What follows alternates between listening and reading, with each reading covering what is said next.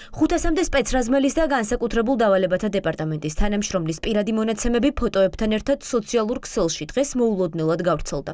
ახლა უკვე საჯარო სივრცეშია ხელმისაწვდომი იმ ადამიანების გვარები, ვინც აქციების დარბევის დროს სახეს ინიღბავდა. პირველებმა სიაში დასახელებულ პირებთან სცადა იმის გადამოწმება, ნამდვილად მუშაობენ თუ არა სპეცრაზმში.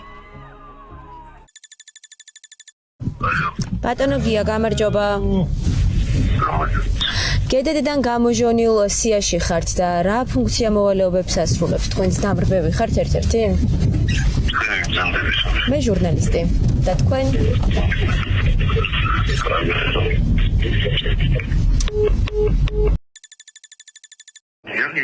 ნუკლი გამარჯობა. გამარჯობა. ნუკლი კაპანაძესთან დავრეკე, ხო? რომელგან ბატონო? თქვენ ნუკლი კაპანაძე თუ ბრძანდებით, ეგ მაინტერესებს. ხო და თქვენ ვინ ბრძანდებით, ეს მაინტერესებს. თქვენ სპეცრაზმში როგორ მოხვდით ბატონო ნუკლი? დაახვიეთ საფაკედან. როგორ მოხვდით სპეცრაზმში ბატონო ნუკლი? სიაში იძებნება ვასილ კეკელიძე, ის ოცნების დეპუტატის ვასილ ჩიგოგიძის აპარატის უფროსის ძმა. როგორ მოხვდა სპეცრაზმში, ეს უცნობია. კეკელიძემ სატელეფონო ზარებს არ უპასუხა, თუმცა ის რომ გავრცელებული ინფორმაცია რეალურია, ამას პირველებთან განსაკუთრებულ დავალებათა დეპარტამენტის გორის დანაყოფის თანამშრომელი ადასტურებს. თქვენი სახელი, გვარი, პირადი მონაცემები არის სიაში, რომელიც გედედიდან გამოვიდა საჯაროდ. დასაქმებული ხართ, ხო თქვენ? რა საქმიანობთ გედედეში? სპეცრაზმის თანამშრომელი ხართ? კი, ძღოლი ვარ. ძღოლი, რას მართავთ ბატონო გიორგი? და ძღოლი მე ავტობუსს. ავტობუსს, რომლითაც სპეცრაზმელები გადაადგილდებიან, ხო? ყველაფერს კი. თქვენ თბილისში ბრძანდებით ახლა? არა, გორში ვარ. გორში, ალბათ 4-ში ჩამოგიყვანენ, ხო? დედაქალაქში. ხომ არ გაუფრთხილები ხართ უკვე? არ გაუფრთხილები ვარ, არავის, მაგრამ ალბათ რა ვიცი. ყოფილი ძალოვანები არ გამორიცხავენ, რომ შიდა დაპირისპირებების გამო ოცნებამ აჯანყებულების დაშოშმინება მათი სახელების გავრცელებით გადაწყვიტა. სავარაუდოდ ეს არის შანტაჟი, რომ გადამწყვეტ მომენტში ივანიშვილმა მთავარი დასაყრდენი შეინარჩუნოს და სისტემა, რომელზეც წლები ადგას დაანონსებულ სახალხო რევოლუციამდე არ ჩამოეშალოს.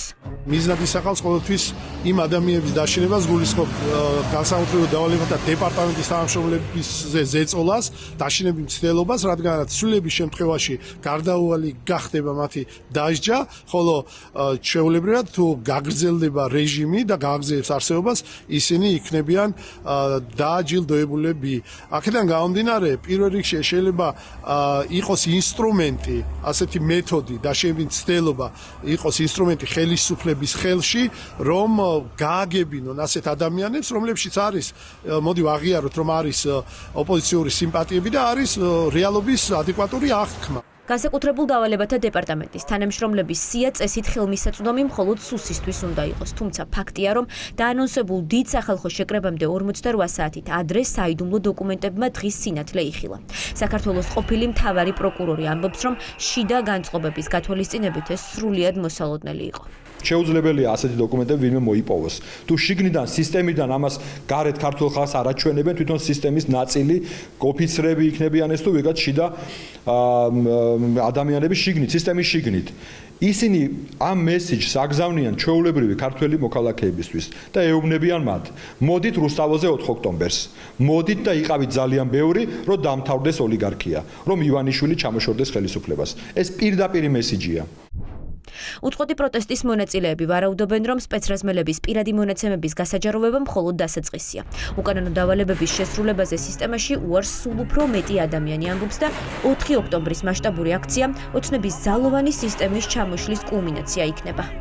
ეს ადამიანები, რიგითი თანამშრომლები ითხოვენ მათ შორის შველას, მათაც აღარ უნდათ რომ იყვნენ დამცირებულები ხელისუფლების მხრიდან, რომლებიც ასრულებინებენ უკანონო დავალებებს, მათაც არ უნდათ რომ ყავდეთ ისეთი ხელმძღვანელები, რომლებიც შეურაცხყოფენ ანწუხელიძეს და 2008 წლის თუ სხვა ომების გმირებს, ამიტომ ეს ნიშნავს ერთადერთ რამეს. სისტემა არის თავიდან-ბოლომდე ჩამოშლილი, ძალოვანი უწყებები არის თავიდან-ბოლომდე ჩამოშლილი და ბიძინა ივანიშვილის თუ აქ არ ვიცი 5000 სპეცრაზმელის იმედი უნდა იცოდეს რომ იქიდან არ ვიცი 200-300 კაცი შეიძლება იყოს ვინც ბოლომდე საფლავში ჩაყვება. სოციალურ ქსელში გავრცელებული ინფორმაციით გედედიდან გამოჟონილ სიაში იძებნება ცნობილი ტიკტოკერი ირაკლი სოლოღაშვილიც. სავარაუდოდ, სწორედ სოლოღაშვილი იყო სისხლიანი დარბევის დროს იმ ვიდეო კოლაჟების ავტორი, რომელიც საზოგადოებაში მოძალადე სპეცრაზმელების და მათი ხელმძღვანელის დადებით კონტექსტში წარმოჩენას ცდილობდა. სოლოღაშვილმა გავრცელებულ ინფორმაციას მხოლოდ სოციალურ ქსელში მოკლე განცხადებით უპასუხა, რომ მას დარბევებთან კავშირი არ აქვს და მხოლოდ ჯარში მსახურობდა.